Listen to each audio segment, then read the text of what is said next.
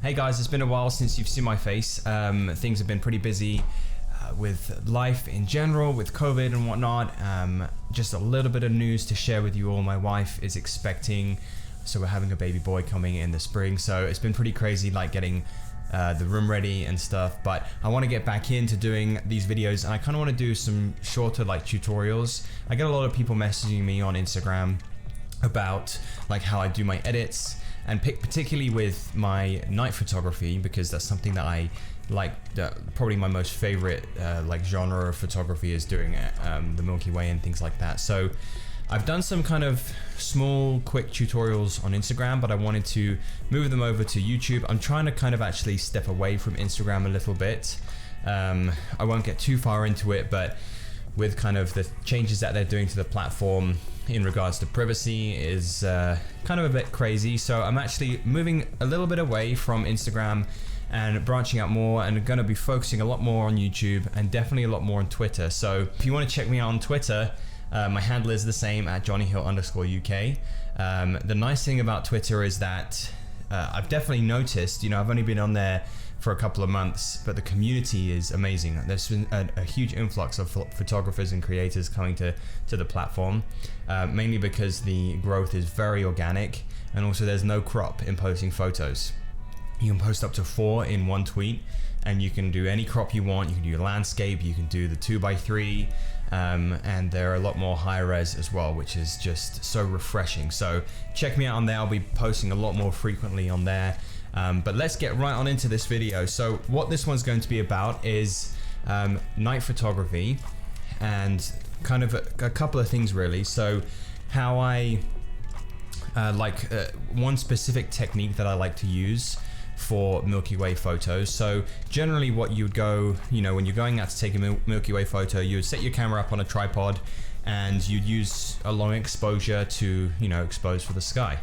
And you kind of have to get a balance so that the Milky Way is in focus and it's completely sharp.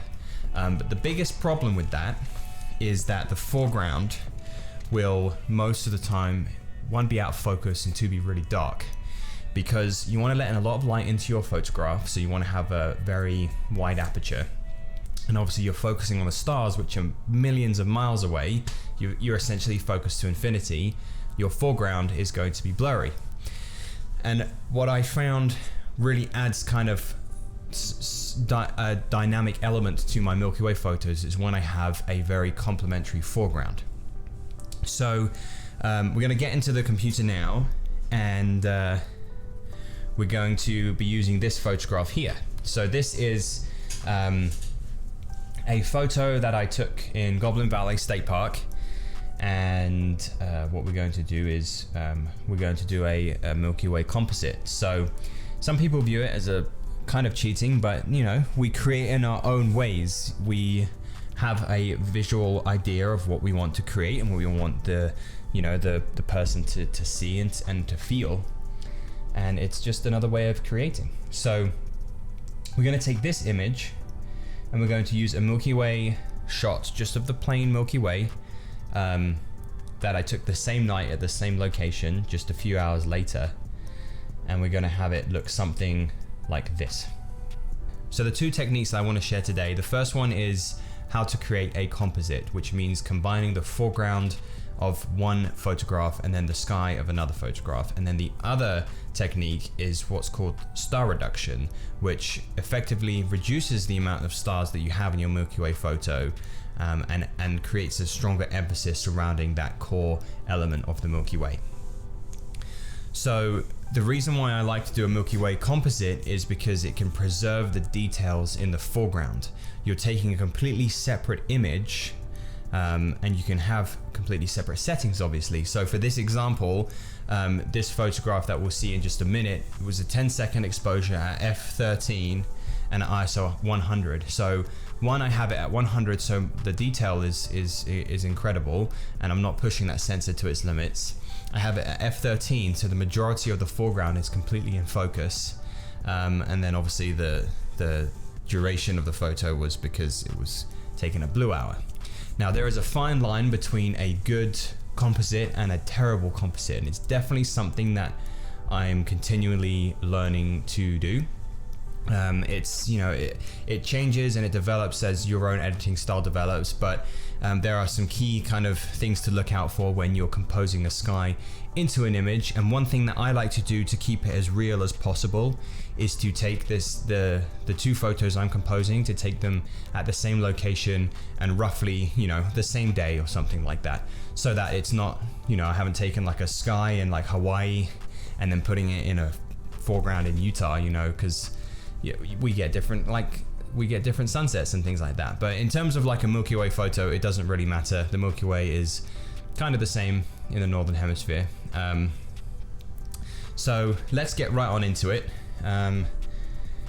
This photograph was taken in Goblin Valley State Park, and I misspoke, it was actually 4 seconds, not 10 seconds. So the important thing to do, because you know the light is going to be a lot different if the sun is still up. So the sun has set in this photograph, and as you can see, we just have some very soft ambient light on this boulder and some soft ambient light on the textures of these goblins or hoodoos.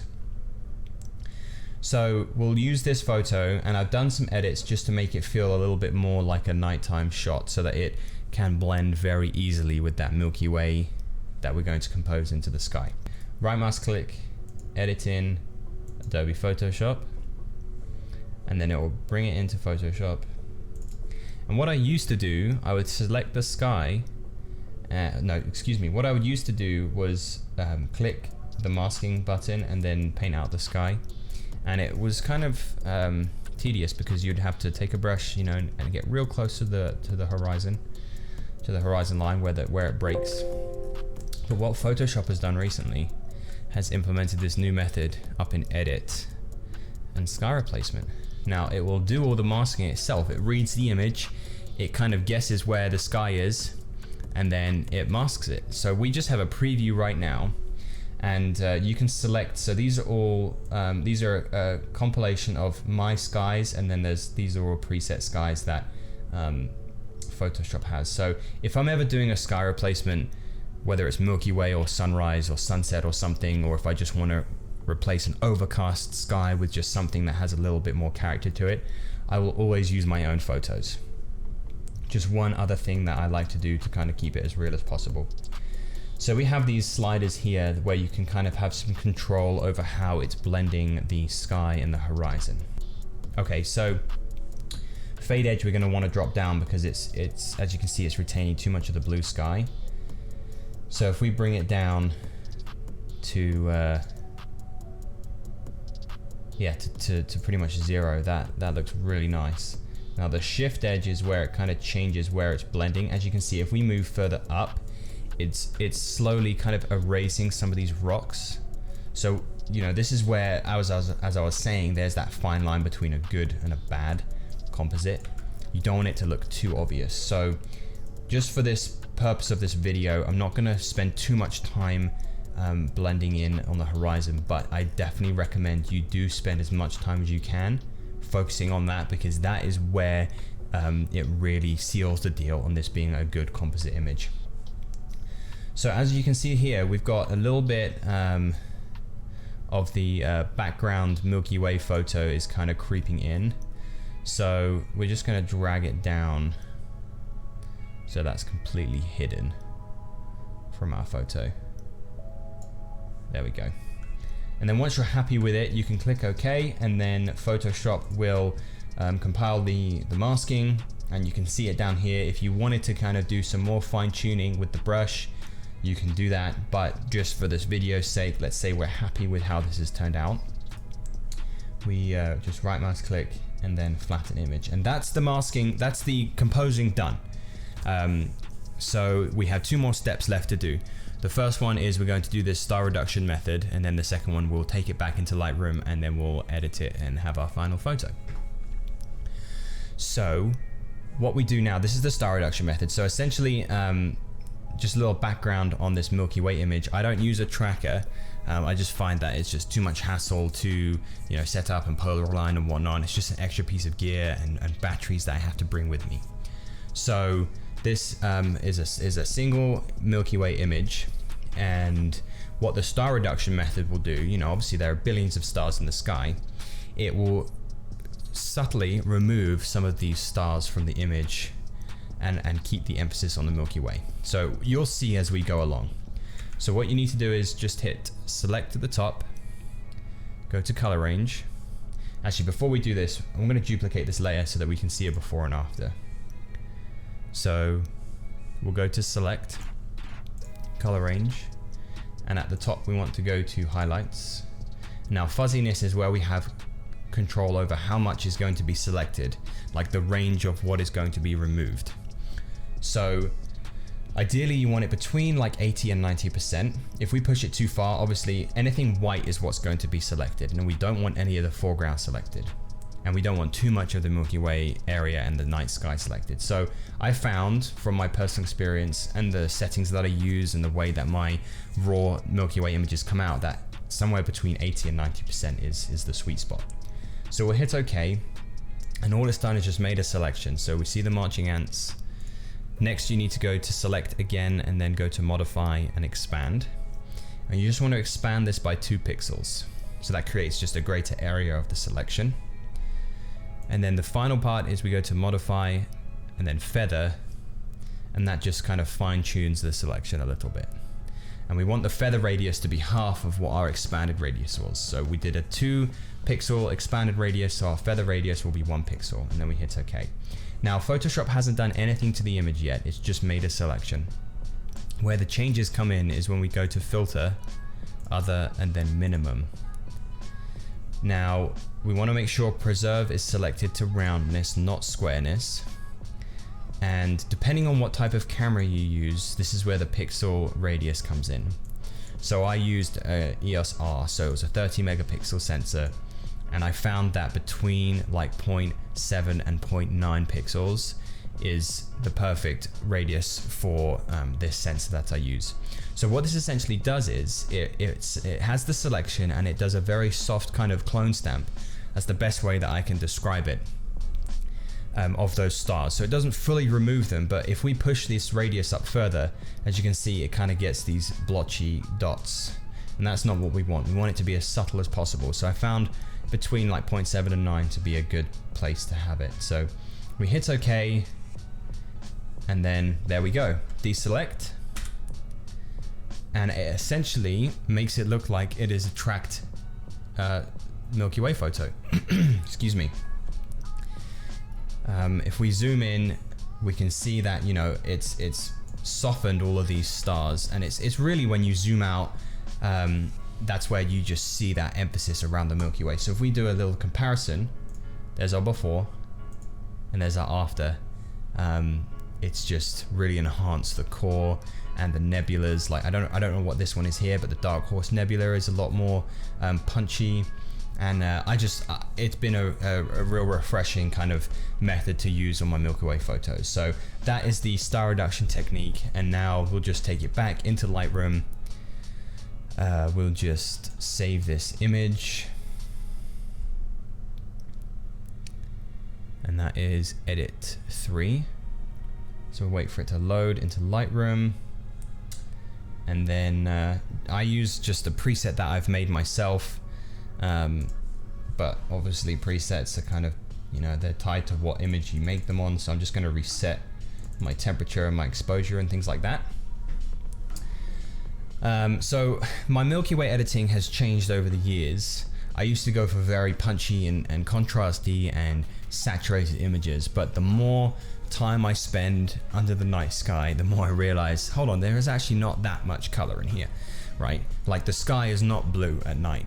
So I really like to try and keep it close, mainly just like the surrounding areas, to keep close to reality. So let's just make some adjustments here. I'm going to brighten it up just a little bit, but there is obviously a lot of orange going on in the foreground.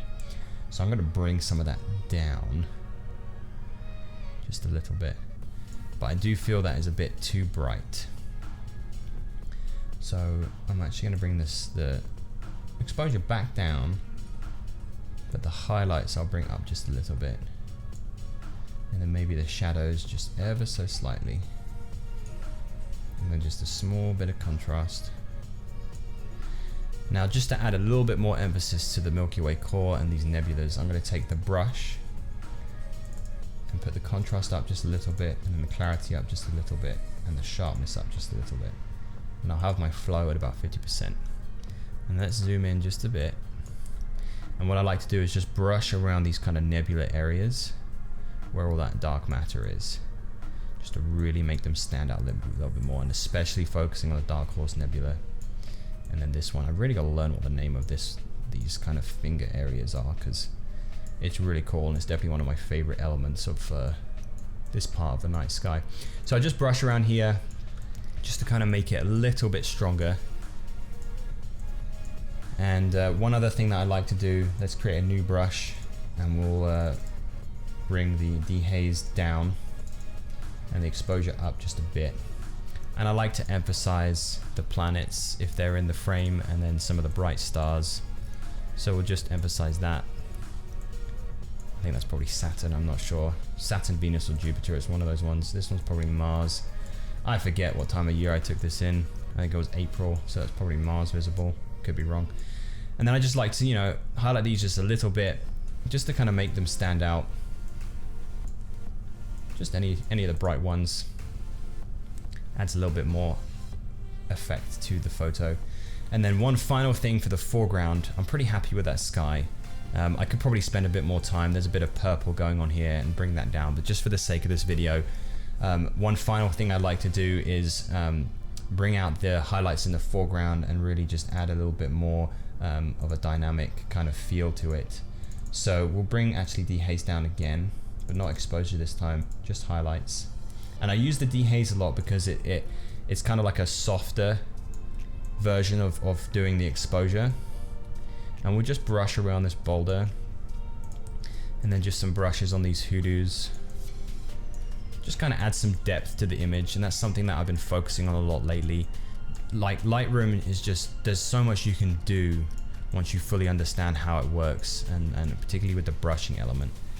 And that's hopefully what I'll be covering in a lot more videos. Just things that I've learned to kind of help others who are, you know, figuring out their own editing technique. And then we can kind of have some control. I'll bring the dehaze up just a little bit more. And there we go. That is our final image. And I'm pretty happy with it. We have a very cool foreground element that's nicely in focus and very sharp using this composite method. And a very sharp Milky Way core, very isolated using the star reduction method. So that's it for this video. I hope it's been you know, helpful for some people. If you have any questions, you know, or something maybe that you found that you like to do with your own Milky Way photos, just drop a message below. And definitely stay tuned for more kind of editing techniques and things that I've learned over the years. You know, let me know what you think. If you like it, give it a thumbs up. If you really like it, hit that subscribe button, and I'll see you next time.